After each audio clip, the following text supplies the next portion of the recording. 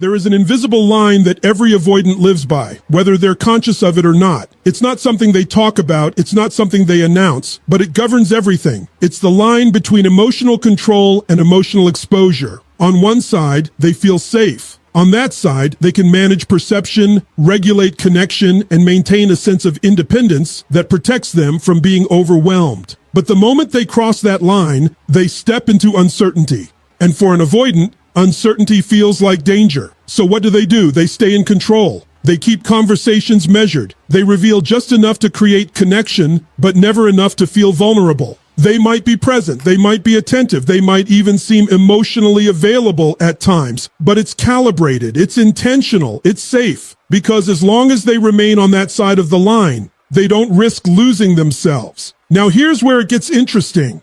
When an avoidant is dealing with most people, that line is non-negotiable. It doesn't matter how kind you are, how patient you are, how much you give, they will not cross it. And this is where a lot of people misunderstand them. They think, if I just love them more, they'll open up. But that's not how this works. Avoidants don't respond to pressure by opening. They respond by retreating. The more you push, the more they reinforce that boundary. But when an avoidant truly loves an empath, something subtle begins to shift. Not dramatically, not in a way that's obvious at first, but it's there. They start stepping closer to that line. And eventually, in small, almost hesitant moments, they cross it. It might look like them saying something they didn't plan to say, admitting something they usually keep hidden, staying in a conversation that makes them uncomfortable instead of shutting down or pulling away. These moments are easy to overlook if you don't understand their significance, but psychologically, they are massive. Because what you're witnessing is not just emotional expression. You're witnessing internal conflict and a conscious decision not to run from it. You have to understand, for an avoidant, exposure feels like losing control. And losing control feels like losing safety. So when they choose to cross that line, even briefly, they are overriding a deeply ingrained pattern that has protected them for years, sometimes decades. That doesn't happen casually. That doesn't happen for just anyone. And here's the part most people miss. They won't cross it cleanly. They'll step over it, feel the intensity, and sometimes retreat again. They might open up one day and become distant the next. Not because what they felt wasn't real, but because it was too real, too unfamiliar, too unregulated. So they go back to what feels safe, trying to make sense of what just happened internally.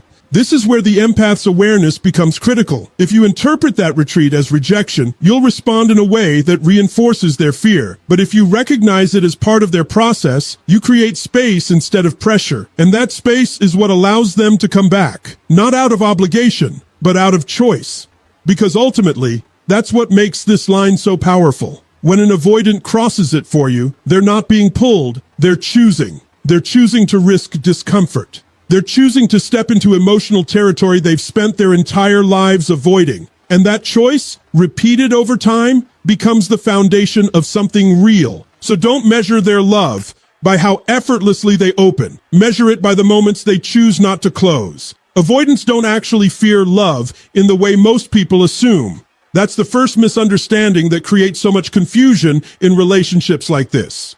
It's not love itself that overwhelms them, it's what love demands of their internal world. Because love, especially the kind an empath brings, doesn't stay on the surface. It deepens, it expands, it asks to be felt fully. And for an avoidant, that level of emotional intensity can feel like a loss of control over their own nervous system. So what do? They create distance. Not as punishment, not as rejection, but as regulation. Distance is how they stabilize themselves. It's how they breathe again when things start to feel too close, too real, too consuming. And this is where most people misread them. They assume distance means disinterest. But in reality, distance often means overwhelm. Now here's where the empath becomes central to this dynamic. Empaths don't just love, they resonate, they feel what is unspoken. They hold emotional space in a way that can feel deeply safe, but also deeply exposing. Because an empath doesn't just see your words, they sense your inner world. And for an avoidant, that level of being seen can feel like emotional nakedness. Not in a romantic sense, but in a psychological sense. So when an avoidant meets an empath, their system goes through a contradiction. On one hand, they feel connection. On the other hand, they feel exposed. And that contradiction creates movement. Approach, then withdrawal, intimacy, then distance. Not randomness, but regulation. But when an avoidant truly loves an empath, something begins to change in how they handle that internal tension. They don't stop feeling overwhelmed, but they stop escaping immediately. And that difference is everything. Instead of shutting down a conversation, they stay in it a little longer. Instead of disappearing completely, they pause before they withdraw. Instead of emotionally checking out, they try imperfectly, inconsistently to remain present inside discomfort. And this is not because the discomfort has disappeared. It's because the connection has started to matter more than the escape. Think about what that actually means psychologically. An avoidant is essentially rewiring a lifelong strategy in real time. The strategy says, when intensity rises, exit. But love begins to introduce a new possibility. What if I don't exit and I survive it? That is a profound internal shift. It is not romanticized, it is not smooth, it is often messy, confusing, and non-linear. This is why you'll see avoidants act hot and cold even when they care deeply. One day they lean in emotionally, the next day they retract. It's not because their feelings disappeared, it's because their nervous system is recalibrating. They are learning tolerance for emotional closeness in small, fragmented doses. And each time they stay instead of running, they are expanding their capacity for intimacy. But here's the critical point most people miss. Avoidants don't stay in emotional intensity because it feels good. They stay because the person in front of them has become meaningful enough to endure discomfort for.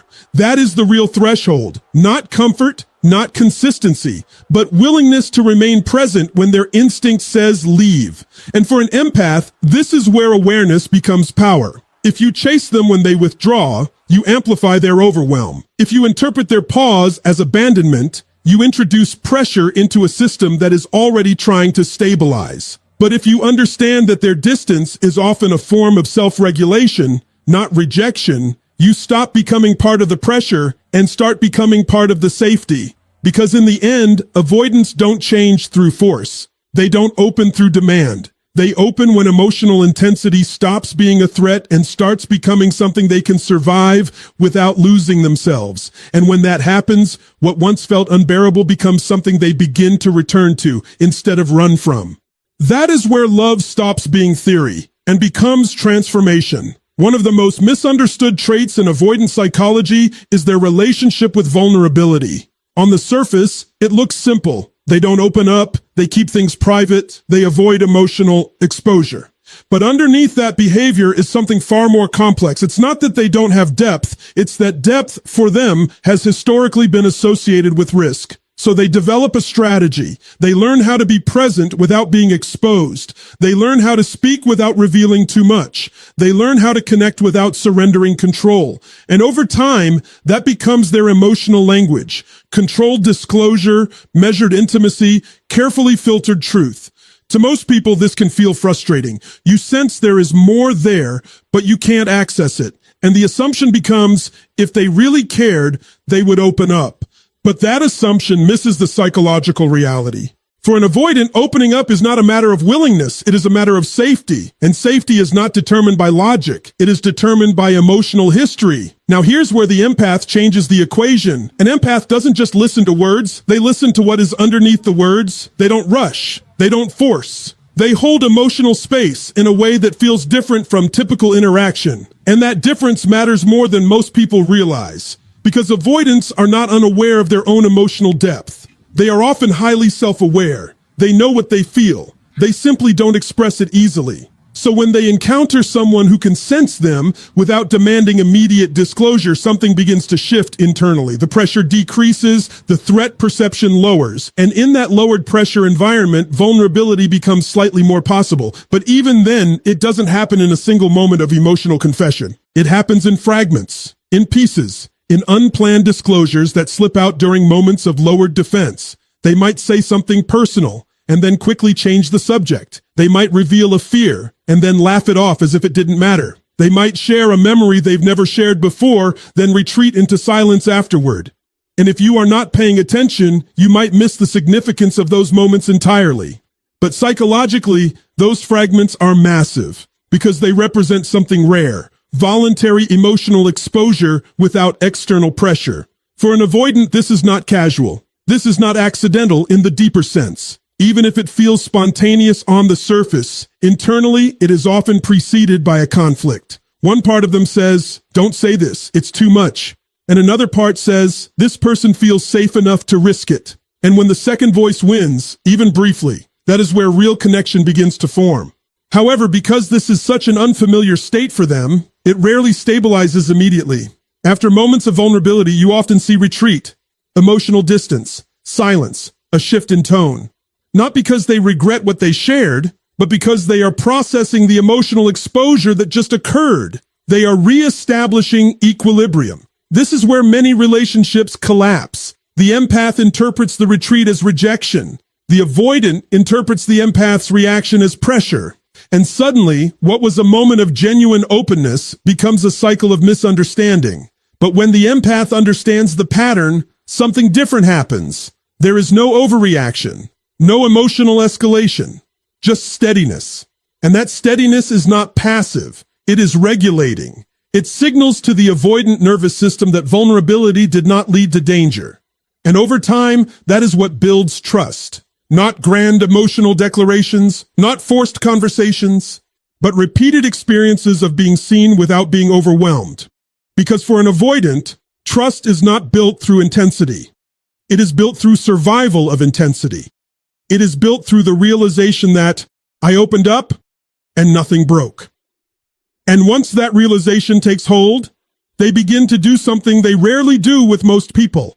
They begin to open again, not because they were pulled, but because they now have evidence that it is safe. That is the beginning of real emotional access.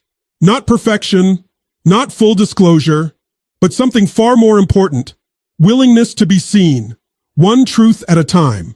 And that is where avoidance stops being a wall and starts becoming a doorway. Avoidants often build their entire identity around one central idea. I don't need anyone. And on the surface, that looks like strength. It looks like independence, self-sufficiency, emotional control. They pride themselves on being able to handle life alone, on not being dependent, on not being emotionally entangled in ways that could compromise their stability. But if you look deeper, that independence is not just a personality trait, it's a protection strategy. It is built over time, usually in response to experiences where closeness felt unpredictable, overwhelming, or unsafe.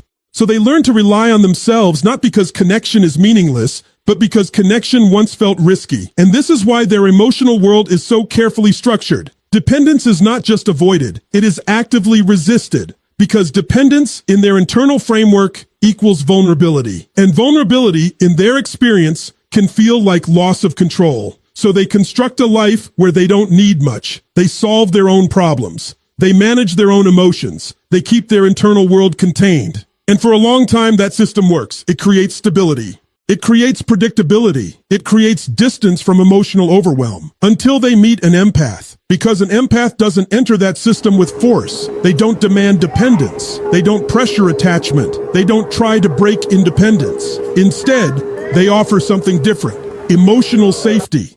Emotional understanding without intrusion. Presence without pressure. And that is where something subtle begins to happen inside the avoidant. They don't suddenly abandon their independence. That almost never happens. But they begin to soften around it. They begin to make exceptions without fully realizing it. They start to seek small forms of connection, not dramatic dependency, not emotional collapse, but presence. They might check in more often than they used to. They might share thoughts they normally keep to themselves. They might reach out in moments where they would usually stay silent. And on the surface, these look like small behaviors. But psychologically, they represent something significant. They represent deviation from their core defense strategy. Because every time an avoidant reaches out instead of withdrawing, they are challenging their own internal rule. I handle everything alone. And what makes this even more important is that they don't experience it as dependency in the traditional sense. They experience it as relief, a softening of internal tension, a moment where they don't have to hold everything by themselves. But here's the complexity. They still fear what that means. Because once you begin to rely, even slightly, you introduce the possibility of emotional loss. And for someone who has structured their life around emotional self-containment, that possibility can feel destabilizing. So they oscillate. They move forward, then back. They reach out, then retreat. Not because they are playing games, but because two internal systems are colliding, the desire for connection and the fear of losing autonomy. Now, when an empath is present in this dynamic, something crucial happens. The empath doesn't threaten their independence. They don't demand more than what is naturally offered. They don't turn every moment of connection into obligation. And because of that, the avoidant begins to experience something new, connection without captivity. That distinction is life-changing for them, because what they begin to realize, often unconsciously, is that needing someone does not automatically mean losing themselves. That emotional reliance does not have to equal emotional collapse. That closeness can exist without control being taken away. And so they begin to rewire one of their deepest assumptions, slowly, cautiously, not in theory, but in behavior. They start choosing presence over isolation. They start staying in connection a little longer than before. They start allowing emotional support to exist without immediately compensating for it by pulling away. And for an avoidant, this is not a small shift. This is a structural change in how they relate to intimacy itself. But it only happens under one condition, that the connection feels emotionally safe enough to explore without fear of being consumed. Because if independence is their armor, then love is the first experience that makes them consider setting it down. Not because they are forced to, but because for the first time, they begin to feel that they might not need it all the time. And that realization changes everything. Because the moment an avoidant discovers they can stay connected without losing themselves, independence stops being a wall and starts becoming a choice. Consistency is where avoidants reveal more truth than they ever do in words. Not because they are naturally inconsistent people, but because consistency requires emotional regulation, and emotional regulation requires safety. When an avoidant does not feel safe, their connection pattern becomes cyclical. Approach, withdrawal, return. It's not random. It's not manipulation. It's a rhythm built around managing internal intensity. To understand this, you have to stop judging them by the standard of linear emotional behavior. Most people assume that if someone cares, they will show up steadily, predictably, without fluctuation. But avoidants don't operate from emotional linearity. They operate from emotional threshold management. When intensity rises beyond what they can comfortably process, they step back. When it settles, they return. So at the beginning of most relationships, you often see this inconsistency very clearly. They can be warm, engaged, even deeply present one day, and then distant or emotionally unavailable the next. And for the other person, especially an empath, this creates confusion because the empath feels continuity. The avoidant experiences fluctuation. But here's the key insight. When an avoidant does not care, they disappear completely. There is no cycle. There is no return. There is just absence. So paradoxically, inconsistency often means there is something present that is still trying to regulate itself within connection. Now, when an avoidant truly loves an empath, something begins to shift in this rhythm. The pattern does not disappear immediately, but it changes shape. The distance becomes less extreme. The returns become more intentional. The silence becomes shorter, less absolute, less detached. They don't suddenly become perfectly consistent. That is not realistic. But what changes is directionality. Instead of drifting away for long periods, they begin to recalibrate faster. Instead of disappearing completely, they stay loosely connected even during withdrawal. Instead of breaking the thread, they maintain it, and this is where most people miss the deeper meaning. They interpret change only in terms of presence or absence. But with avoidance, the real signal is in the quality of return. Do they come back as if nothing matters, or do they come back as if something still exists between you? Because when an avoidant doesn't care, their return is mechanical or non-existent. But when they do care, their return carries weight. It carries continuity. It carries acknowledgement, even if unspoken. This is where emotional maturity in the empath becomes crucial. If the empath reacts to every withdrawal as abandonment, they unintentionally increase the avoidance internal pressure. Because now withdrawal is not just a personal regulation strategy, it becomes a relational consequence. And when that happens, the avoidance system does what it always does under pressure. It expands distance. But when the empath remains steady, something very different happens. The avoidant begins to experience something rare in their relational history, connection that does not punish fluctuation. And that is transformative for them, because slowly their nervous system starts learning a new association. I can step back and the connection is still there. And that realization reduces the urgency of full withdrawal. It allows them to stay partially engaged even when overwhelmed. So over time, consistency begins to evolve, not into perfection, but into stability within imperfection. They may still need space, but they don't sever connection to take it. They may still pull away, but they don't disappear into emotional silence the way they once did. And most importantly, they begin to return with less fear of consequence. And that shift is everything. Because for an avoidant, consistency is not about routine. It is about emotional safety over time. It is about whether connection survives distance. It is about whether closeness still exists after internal chaos settles. And when they begin to trust that it does, their behavior changes naturally. Not because they are being managed, not because they are being corrected, but because their internal system no longer sees connection as something that must be escaped to survive. At that point, consistency stops being something they perform. It becomes something they no longer fear. At the deepest level, the final line an avoidant crosses is not emotional disclosure, not consistency, not even vulnerability in isolation. It is transformation. And that word is important because transformation implies resistance, discomfort, and a willingness to become something unfamiliar. Avoidants are not static personalities. They are adaptive systems. Everything they do, every withdrawal, every emotional delay, every moment of distance is designed to maintain psychological stability. So for them, change is not just behavioral, it is structural. It means reorganizing the way they interpret intimacy, safety, and selfhood. And under normal circumstances, they don't do this for anyone. Because transformation requires risk. It requires surrendering a system that has worked, even if imperfectly, for years. So most people never see this level of change in them. They see patterns repeating,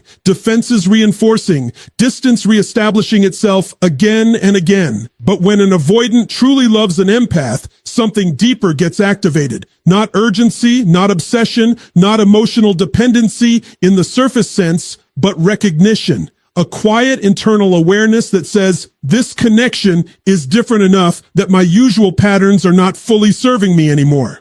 And that is where transformation begins, not as a decision, but as a slow internal negotiation. At first, it looks small. They begin questioning their automatic withdrawal. They pause longer before disappearing. They reflect after emotional reactions instead of escaping them immediately.